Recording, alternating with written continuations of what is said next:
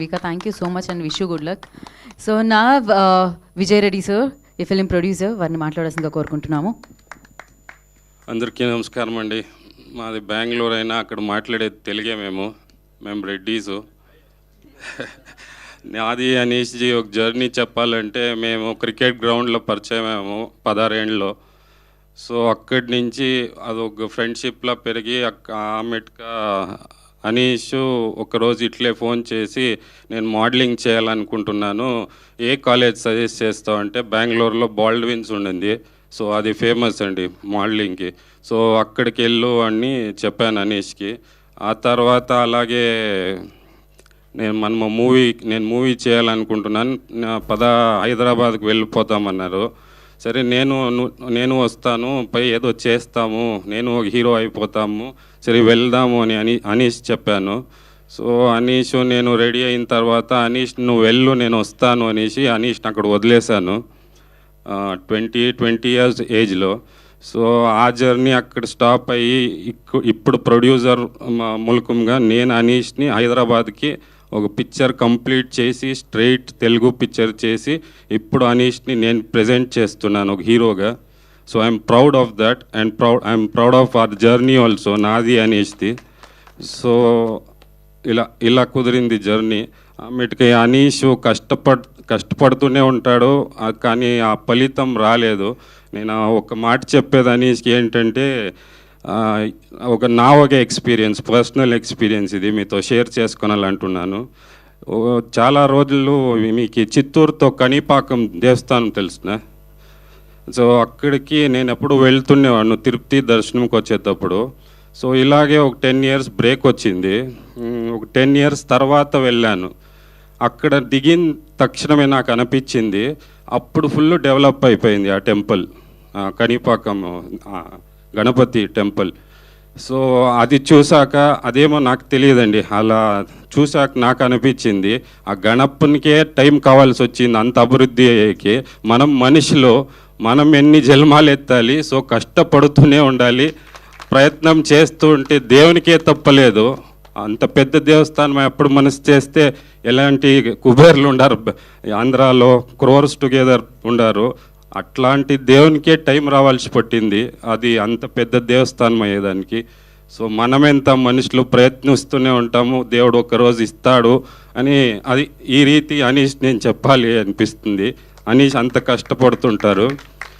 ఆమెట్గా మన ఆర్టిస్ట్ ప్రతి ఒక్కరూ వాళ్ళ సినిమా అనేసి కష్టపడి చేశారు. ఈ సినిమా మీరు ట్రైలర్ చూశారు, అంత బాగా వచ్చింది అని నేను అనుకుంటున్నాను.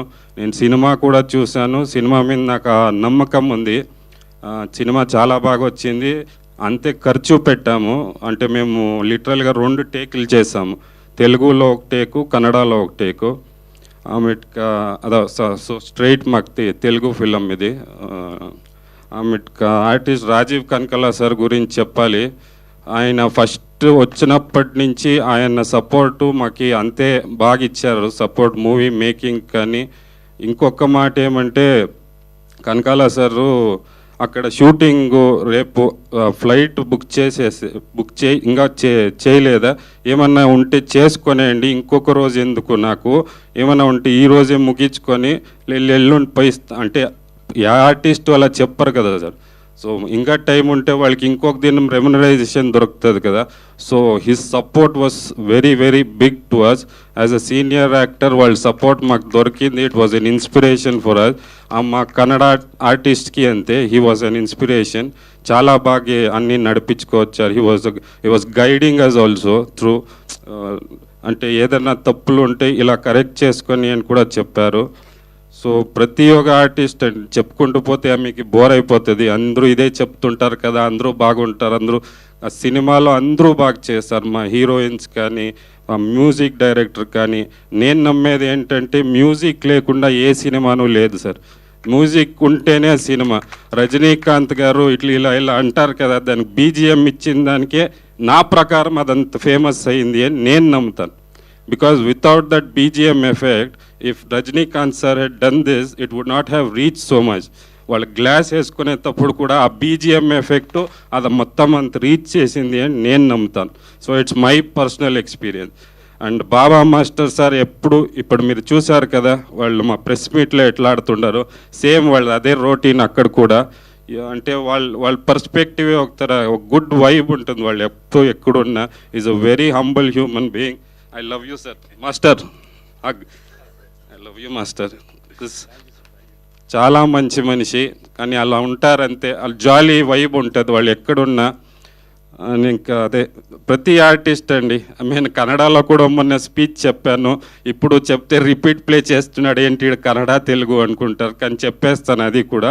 బికాజ్ వై నేను ఎందుకు చెప్పాలనుకున్నానంటే, ఈ ఆర్టిస్ట్ గురించి ఒక్కొక్కరిని చెప్పే బదులు ఇప్పుడు మనకు ఆకలి అవుతుందండి సార్.